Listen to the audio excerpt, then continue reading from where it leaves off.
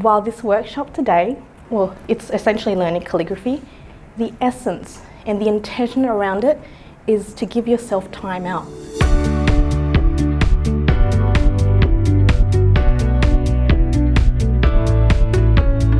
To give back to yourself, to hopefully use this as an anchor, to focus, be in the moment, listen and focus on your breath, and to ignite your creativity. Lizzie's found a little groove with this. You used to use calligraphy in school, right? Yeah. So he's a pro. If anyone needs help, just go over here. I'm not a pro. It's resting in the nook of my hand a little bit, and I'm much more loose.